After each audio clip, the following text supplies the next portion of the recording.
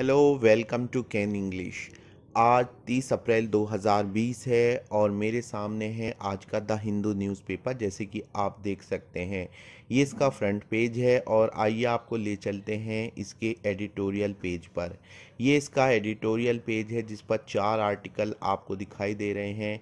एक है strategic shift, दूसरा है Afghan peace and India's elbow room, तीसरा है प्रेसिडेंट अंडर प्रोब और चौथा है a critical study of Trump the post modernist. तो इन चारों में से हम एक की डिटेल स्टडी करेंगे, हिंदी में इसकी ट्रांसलेशन करेंगे और जो डिफ़िकल्ट वर्ड्स हैं उनको समझेंगे। तो ये है स्ट्रेटजिक शिफ्ट और ये जो आप आर्टिकल देख रहे हैं स्क्रीन पर, ये है कि जो इंडिया की कोविड-19 से लड़ने की रणनीति है उसमें कुछ बदलाव किए गए हैं, तो ये उसी को लेकर है।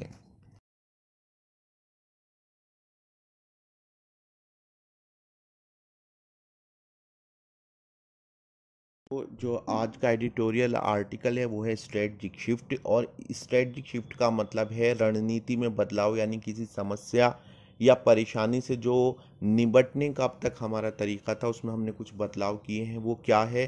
कॉन्टेक्स्ट है कोविड-19 महामारी से निपटने के तरीके में सरकार ने कुछ बदलाव किए हैं, तो इसी को हमने स्ट्रेटजिक शिफ्ट, यानी सरकार जो कोविड-19 महामारी से निपटने का तरीका अपना रही थी उसमें कुछ बदलाव आया है। इसका सबटाइटल है India is now forced to reserve its health care facilities for those who need it the most. Bharat अब अपनी स्वास्थ्य सुविधाओं को उनके लिए बचा कर रखने के लिए मजबूर है जिन्हें इसकी सबसे ज़्यादा ज़रूरत है। तो इसमें वर्ड आया है स्ट्रेटजी। स्ट्रेटजी का मतलब होता है रणनीति, किसी समस्या परेशानी से निपटने की जो हमारा तरीका या नीति होती है उसे हम स्ट्रेटजी कहते हैं। जैसे कि एक प्लानिंग का बनाना उसे स्ट्रेटजी बोलते हैं। जैसे कि आप अपने एग्ज़ाम को कैसे बीट करना है, क्रैक करना है, कोई एंट्रेंस एग्ज़ाम, या फिर आपको अच्छे मार्क्स लाने हैं तो उसके लिए आप एक स्ट्रेटजी बना रहे हैं। तो स्ट्रेटजी का मतलब होता है कि रणनीति। उसके बाद हम इसकी पहली लाइन की तरफ बढ़ते हैं। On March 28 only 130 district of India 736 had reported covid cases, और इसकी हिंदी है 28 मार्च तक भारत के 736 में से 130 जिलों में कोविड-19 के केसेस मिले थे। देशव्यापी लॉकडाउन के बाद स्वास्थ्य मंत्रालय की बीमारी से निपटने की नीति ये थी कि सरकार उन सभी का सुपरविज़न करेगी, यानी कि सरकार उन सभी पर नज़र रखेगी जिनमें लक्षण स्पष्ट हो जाते थे। साथ ही साथ जो उनके हाई रिस्क कॉन्टैक्ट, यानी कि जिससे रोगी इस दौरान मिला, उसको भी सरकार सुपरवाइज करती थी। और तीसरी कैटेगरी के वो लोग थे जिनकी अभी ट्रैवल हिस्ट्री थी, जो यात्रा करके लौटे थे। तो इस तरह 3 तरह के लोगों को जो है सरकार उनको सुपरवाइज कर रही थी। संभावित हाई रिस्क कॉन्टैक्ट्स वो लोग जो रोगी से रोग के दौरान मिले, और वो लोग जो संक्रमण के संपर्क में आए। तो इसमें वर्ड आया है मैनिफेस्ट। मैनिफेस्ट का मतलब है स्पष्ट रूप में सामने आ जाना। तो ये वर्ड यूं तो कई कॉन्टेक्स्ट में यूज़ होता है, और यहाँ पर बीमारी के केस में यूज़ हुआ है। बीमारी 2 स्टेजेस में होती है। एक वो जब उसके जो लक्षण होते हैं वो स्पष्ट नहीं होते हैं। दूसरी अवस्था होती है जब वो मैनिफेस्ट हो जाती है, स्पष्ट दिखाई देने लगती है। इसकी नाउन फॉर्म मैनिफेस्टेशन है, और मैनिफेस्ट जो है वो वर्ब और एडजेक्टिव के तौर पर इस्तेमाल होता है। यहाँ पर मैनिफेस्ट वर्ब यानी क्रिया के तौर पर इस्तेमाल हुआ है। अगली लाइन है सस्पेक्टेड हाई रिस्क कॉन्टैक्ट्स और those likely to have been expose to the infection were subjected to varying degrees of state quarantine, or those not showing signs of the disease or mild manifestations were put in care centers, and those noticeably sicker in hospitals. The idea always was that if the sick and their contacts were segregated from the community long enough, the transmission chain would be broken and the disease extinguished. इसका हिंदी मतलब है कि संभावित high risk जो contacts हैं, जो लोग रोगी के संपर्क में आए, जो संभवतया संक्रमित व्यक्ति या संक्रमण से किसी भी प्रकार से संपर्क में आए हों। अलग अलग तरह के राज्य प्रायोजित जो क्वारंटाइन सेंटर थे, यानी सरकार ने कुछ क्वारंटाइन सेंटर बनाए थे, उनमें उनको रहना या रखा जाना था। वो लोग जिनमें संक्रमण के लक्षण तो नहीं थे पर जो कोविड-19 पॉजिटिव थे, या वो जिनमें हल्के लेवल के लक्षण थे, इनको केयर सेंटर में रखा गया और बाकी लोगों को जो रखा गया वो अस्पतालों में रखा गया।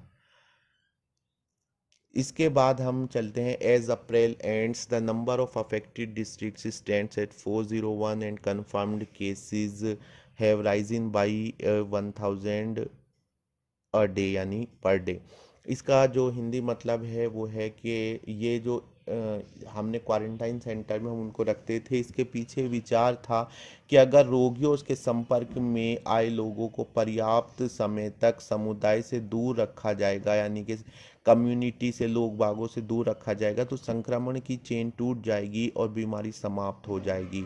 अब जब अप्रैल ख़त्म होने को आई है, प्रभावित ज़िलों की संख्या 401 हो गई है, रोज़ाना मिलने वाले रोगियों की संख्या 1000 हो गई है, रोज़ाना मौतों की संख्या 50 से 60 है।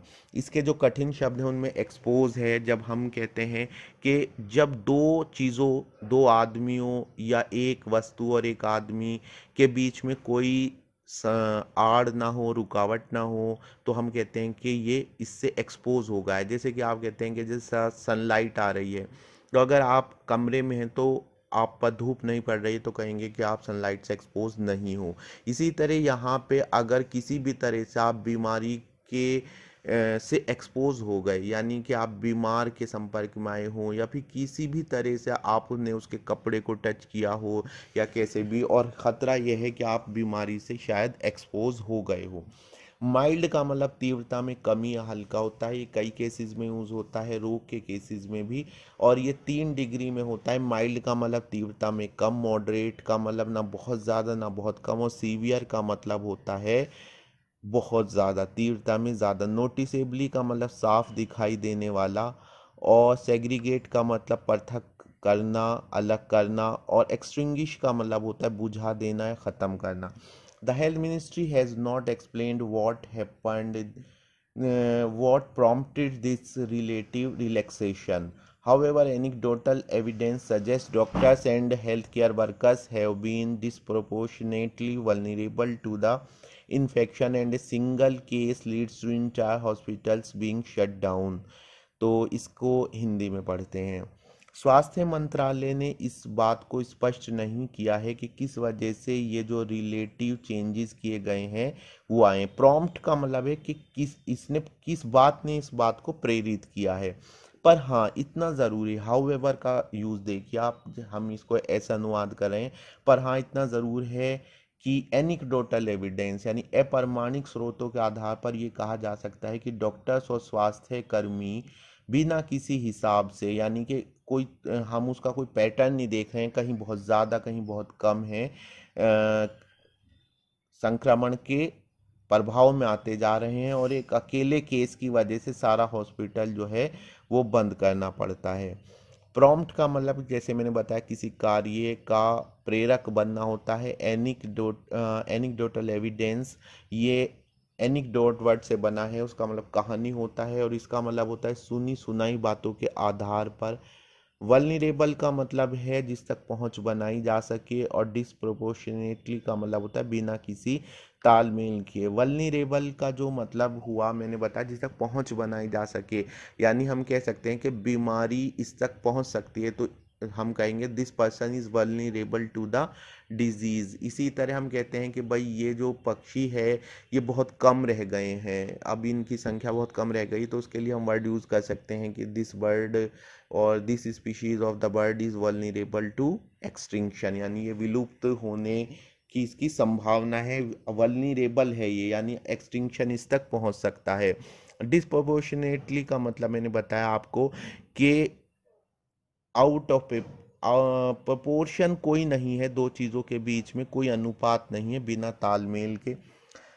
The disease spread, it appears, is now beyond the ability of the state to contain by quarantine, and it was far more prudent to fortify health workers and hospitals with the best facilities available to handle patient. Officially there is no community transmission। तो इसका हिंदी मतलब क्या है? इसका मतलब है कि ऐसा लगता है कि जो बीमारी का जो फैलना है वो अब राज्य से, यानी कि जो हमारी सरकार है उसके कंट्रोल करने की जो पावर है उससे बाहर निकल गया है। क्वारंटाइन के ज़रिए हम इसको कंटेन यानी कि एक जगह पर रोक कर रखना चाहते, वो अब नहीं पॉसिबल हो रहा है।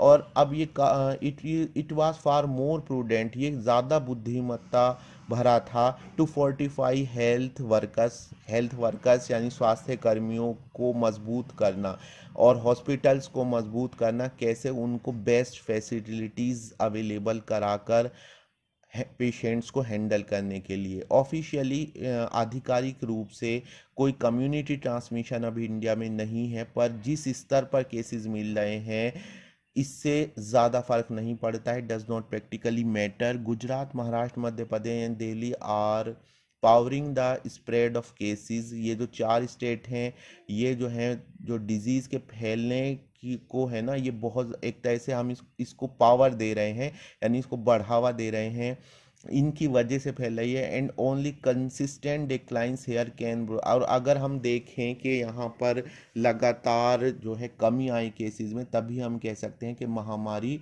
ख़त्म होने के कगार पर है। ब्रोच का मतलब होता है कोई बात छेड़ना, यहाँ पे ब्रोच डिस्कशन का मतलब है कि ये जो डिस्कशन है इसका जिक्र शुरू करना। ये फ्रॉम अ मंथ अगो, एक महीना पहले से India on paper is equipped with better supply channels of personal protective equipment।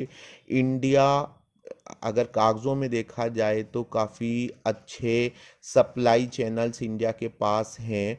एक महीना पहले से प्रोटेक्टिव इक्विपमेंट है, इन्फ्यूज़न पंप्स हैं, हॉस्पिटल बेड्स हैं, laboratories for testing and PCR kits. If the lockdown is lifted on 3 May, अगर 3 मई को lockdown ख़त्म किया जाता है तो जो गवर्नमेंट का कंटेनमेंट यानी इसको एक जगह रोक कर रखने की जो रणनीति थी, उसके पीछे का जो तर्क था वो जो है will be put to a stringent test, यानी कि उसको कड़ी परीक्षा से गुजरना होगा। तो आपने देखा, ये हमने इसका एडिटोरियल कवर किया है। आपको किसी भी तरह की प्रॉब्लम आती है ख़ास तौर से ट्रांसलेशन में, इंग्लिश ट्रांसलेशन में, तो आप हमसे कमेंट बॉक्स में कमेंट करके पूछ सकते हैं। तो दोस्तों, मेरी वीडियो अच्छी लगी तो लाइक और शेयर कीजिए, चैनल सब्सक्राइब कीजिए। कल फिर इस द हिंदू न्यूज़पेपर के साथ मिलते हैं। Thank you very much.